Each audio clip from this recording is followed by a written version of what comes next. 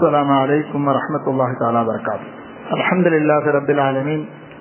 الصلاة والسلام على رسول الله صلى الله عليه وسلم. கணித்துக்குரியவர்களே, சென்ற தராவிகளே ஓதப்பட்ட சூரா தாஹா, அதில் நபீனா மூசா அலைஹிஸ்ஸலாத்து வஸ்ஸலாம் அவர்களை பற்றி நிறைய விஷயங்களை வரிசையாக அல்லாஹ் ரப்பல் ஆலமீன் பேசுவான். அதில் ஒரு இடத்துல ஆல ஹுதுஹா வலா தஹப் என்று சொல்லக்கூடிய ஒரு வார்த்தை, ஒரு வசனத்திலே இடம்பெறும். அதில் அல்லாஹ் சொல்லுவான், மூசா அலைஹிஸ்ஸலாம் அவர்களை பார்த்து, அவர்கள் கையில ஒரு கைத்தறி வச்சிருப்பாங்க. அந்த கைத்தறியை கீழே போட சொல்லி அல்லாஹ் சொன்ன பொழுது கீழே போட்டாங்க. போட்ட பொழுது அது ஒரு பெரிய பாம்பா மாறிச்சு. அதுக்கப்புறம் அல்லாஹ் ரப்பல் ஆலமீன் சொன்னா, ஹுது, அதை பிடிங்கன்னு சொன்னான். பாம்புன்னு சொன்னாலே படையும் நடங்கும் என்பதாக சொல்வார்கள். மூசா அலைஹிஸ்ஸலாம் எப்படி பிடிப்பார்கள்? பயந்தவர்களாக நின்ற பொழுது அல்லாஹ் ரப்பல் ஆலமீன் பயப்பட வேண்டாம் என்பதாக ஒரு வார்த்தையை சொன்னார். அல்லாஹ் ரப்பல் ஆலமீன் ஒரு விஷயத்தை சொல்லி அதை தான் பாதுகாப்பு கொடுப்பதாக சொல்கின்ற பொழுது மூசா அலைஹிஸ்ஸலாம் அவர்கள் பிறகு அதை பிடித்தார்கள். அது பிறகு அவர்களுடைய கைத்தறியாகவே மாறியது என்பதாக இந்த வசனத்திலே அல்லாஹ் சொல்லி காண்பிப்பார். இதிலே நமக்கு இருக்கக்கூடிய ஒரு அழகிய படிப்பினை என்ன? அல்லாஹ் ரப்பல் ஆலமீன் பாதுகாப்பு என்று சொல்லக்கூடிய ஒன்றை யாருக்கு வழங்குகிறானோ அவர்களை கண்டிப்பாக அல்லாஹ் எல்லாவற்றிலிருந்தும் பாதுகாப்பார். நேற்றைய தினத்திலேயும் கூட ஒரு வசனம் ஓதப்பட்ட பொழுது, யார் குர்ஆனை ஓதுகிறார்களோ அவர்களுக்கும் எதிரிகளுக்கு மத்தியிலே ஹிஜாபம் மஸ்தூரா, நாம் ஒரு திரையை அமைத்து விடுவோம் என்பதாக அல்லாஹ் சொன்ன வார்த்தை நேற்றைய தராவிகளே ஓதப்பட்டது. இன்றைய உலகத்தில் இருக்கக்கூடிய மக்கள் பசுமைக்காக நாம் இயங்குகிறோம், நீருக்காக வாடுகிறோம். அதே போல பாதுகாப்பான வாழ்க்கைக்காக வேண்டி நாம் பரிதவித்துக் கொண்டிருக்கக்கூடிய சூழ்நிலையை நாம் நிதர்சனமாக பார்த்து வருகிறோம். உண்மையிலேயே பாதுகாப்பு என்பது அல்லாஹ்வுடைய மகத்தான அருட்படைகளை ஒன்று. இதை நாம் இன்னும் சரிவர உணராமலேயே இருந்து கொண்டிருக்கிறோம். தற்பொழுது நாம் 2 தினங்களாக 3 தினங்களாக பார்த்து கொண்டிருக்கிறோம். மத்திய கிழக்கு பகுதியில ஈரான், அமெரிக்கா, இஸ்ரேல் இடையே ஏற்பட்டுள்ள போர், பதற்றமான சூழ்நிலைகளிலே நாம் பார்த்து வருகிறோம். முற்றிலும் பாதுகாப்பற்ற ஒரு அச்சமான ஒரு சூழ்நிலை அங்கே நிலவி வருகிறதை பார்க்கிறோம். அல்லாஹ் ரப்பல் ஆலமீன் அந்த நகரத்தில் இருக்கக்கூடிய மக்களையும் ஈமான்தாரிகளையும் பாதுகாத்து அருள் புரிவானாக. நாம் நிச்சயமாக துஆ செய்ய கடமைப்பட்டிருக்கிறோம். அல்லாஹ் ரப்பல் ஆலமீன் எவ்வளவு மகத்தான பாதுகாவலன் என்பதை உணர்த்துவதற்காக வேண்டி அல்லாஹ் அருள்மறை குர்ஆனிலே நிறைய இடங்களிலே நமக்கு ஒரு அழகிய வார்த்தைகளை சொல்லித் தருவார். அதிலே கஹ்ஃப் சூராவிலே ஓதப்பட்ட இன்றைய ஆரம்பத்திலே கஹ்ஃப் சூராவினுடைய கடைசி பகுதி ஓதப்பட்டது.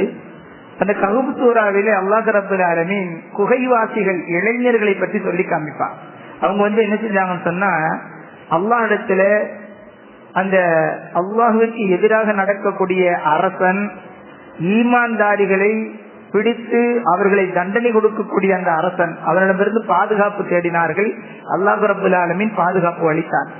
எந்த அளவிற்கு பாதுகாப்பு அளித்தான் என்று சொன்னால், அருள்மறை குர்ஆனிலே அல்லாஹ் ரப்பல் ஆலமீன் சொல்வான், வல்லபிது ஃபீ கஹ்ஃபிஹிம் 300 சினீன வஸாது 9. அதாவது ஒன்றல்ல இரண்டல்ல அல்லாஹ் ரப்பல் ஆலமீன் அந்த குகைவாசிகளை, இளைஞர்களை பாதுகாத்து வைத்தான் என்று சொன்னால் 309 வருடம், 309 வருடம் அல்லாஹ் ரப்பல் ஆலமீன் அந்த இளைஞர்களை பாதுகாத்ததாக அருள்மறைகளை சொல்லி காண்பிப்பார். இப்படி அல்லாஹ்வுடைய பாதுகாப்பு என்பது ஒன்று வந்துவிட்டால் நிச்சயமாக எந்த எதிரியினாலும் நம்மை ஒன்று செய்துவிட முடியாது. இப்ராஹிம் அலைஹிஸ்ஸலாம் எப்படி துவா செஞ்சாங்க? ரப்பிஜல் ஹாதா பலதன் ஆமினா, மக்கமா நகரத்துக்கு துவா செஞ்சாங்க. யா அல்லாஹ், இந்த மக்கமா நகரை பாதுகாப்பு மையமாக ஆக்கிவிடும் துவா செஞ்சாங்க. அல்லாஹ் கபூல் செஞ்சுட்டான். இன்று வரை மக்கமா நகரை அல்லாஹ் பாதுகாத்து வருகிறான்.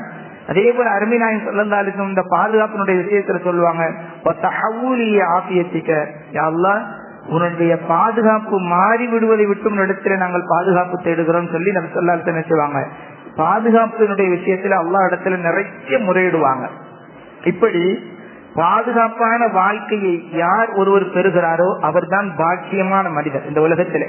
நபி ஸல்லல்லாஹு அலைஹி வஸல்லம் சொல்லுவாங்க, தன்னுடைய வீட்டுல ஒருத்தர் பாதுகாப்பா இருக்கிறான்னு சொன்னா, பாதுகாப்பாக இருந்து காலை நேரம் அவருக்கு வந்துட்டுன்னு சொன்னா அவர் உலகத்தையே அழகிய முறையிலே பெற்றவரை போன்று ஆவார் என்பதாக நபிகள் நாயகம் ஸல்லல்லாஹு அலைஹி வஸல்லம் அவர்கள் சொல்லி காண்பிப்பார்கள். அல்லாஹ் ரப்பல் ஆலமீன் அருள்முறையிலே சொல்வான், ஃபல்யஅபுது ரப்ப ஹாதல் பைத் அல்லதி அத்அமஹும் மின் ஜூஇன் வ ஆமனஹும் மின் கௌஃப். இந்த கஅபத்துல்லாஹுடைய ரப்பை அல்லாஹுவை வணங்கக்கூடியவர்கள் பசியின் போது அல்லாஹ் ரப்பல் ஆலமீன் அவர்களுக்கு உணவளித்து விடுவான், பயத்திலே இருந்தால் அவர்களுக்கு அல்லாஹ் பாதுகாப்பு அளித்து விடுவான் என்பதாக சொல்லக்கூடிய ஒரு வசனத்தை நாம் அருள்மறை குர்ஆனிலே பார்க்க முடியும். இப்படி அல்லாஹ்வுடைய பாதுகாப்பிலே நாம் ஆக வேண்டும் என்று சொன்னால் நாம் அதற்கு தகுதியுடையவர்களாக இருக்க வேண்டும். என்ன சொன்னாங்க, இணை வைக்காத ஒரு தூய முஸ்லிம் ஒரு முஃமின் இருக்கின்றார் என்று சொன்னால் அவர் அல்லாஹ்வுடைய பாதுகாப்பிலே ஆகிவிடுவார்.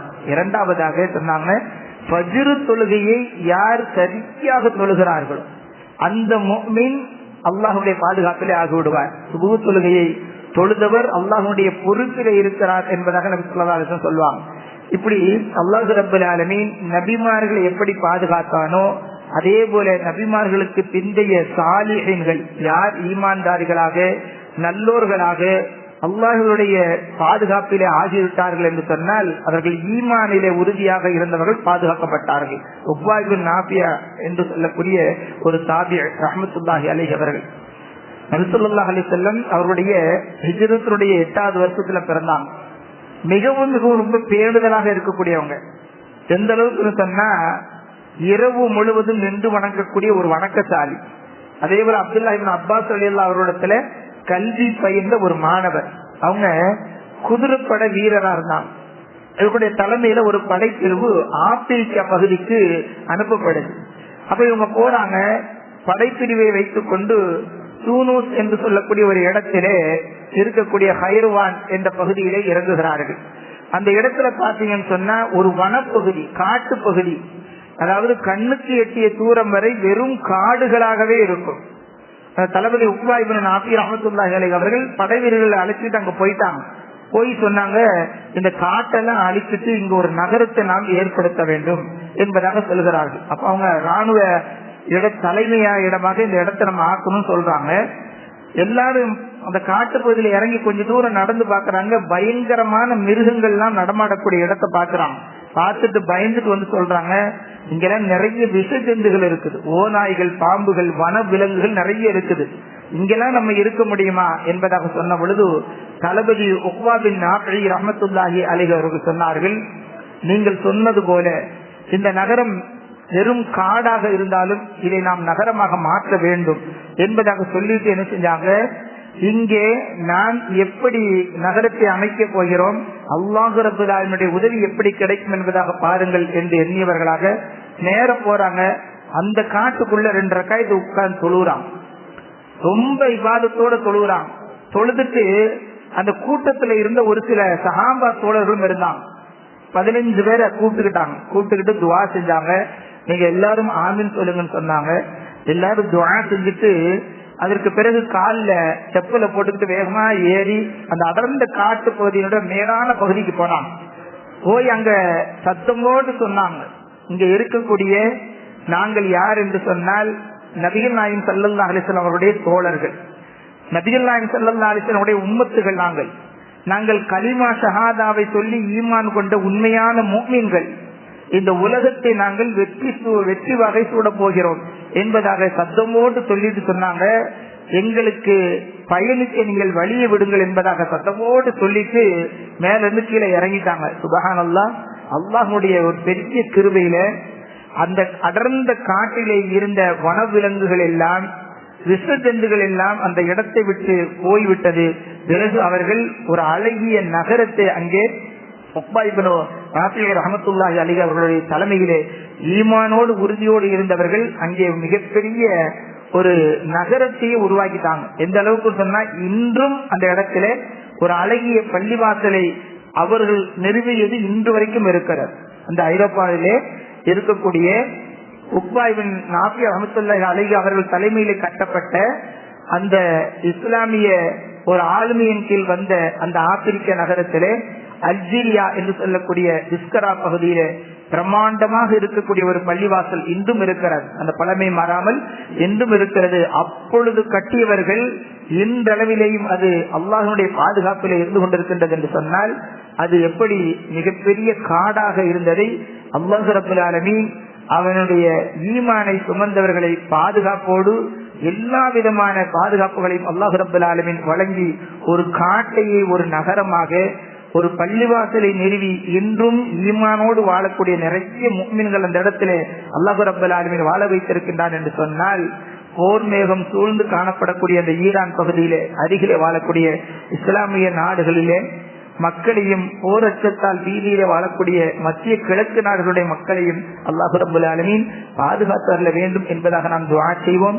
அவருடைய ஈமானை கொண்டு அல்லாஹ் பாதுகாத்து இன்னும் உலகிலே இருக்கக்கூடிய முஃமினான முஸ்லிமான ஆண் பெண்கள் யாராக இருந்தாலும் சரி, ஈமானுடைய விஷயத்திலே யார் எதிர்த்து வந்தாலும் அவர்களை நான் ஈமானுடைய பலத்தோடு எதிர்கொள்வோம். அல்லாஹ் ரப்பல் ஆலமீன் அவனுடைய உதவி கண்டிப்பாக கிடைக்கும் என்பதில் எல்லோரும் சந்தேகமில்லை. அல்லாஹ் ரப்பல் ஆலமீன் நம்மை ஈமானோடு வாழ்ந்து ஈமானோடு மரணிக்கக்கூடிய பெரும் பாக்கியத்தை அல்லாஹ் ரப்பல் ஆலமீன் நமக்கு தந்தரல வேண்டும்.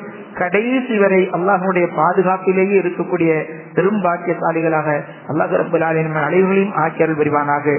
ஆமீன். வாஹிரு தஅவானா அல்ஹம்துலில்லாஹி ரப்பில் ஆலமீன்.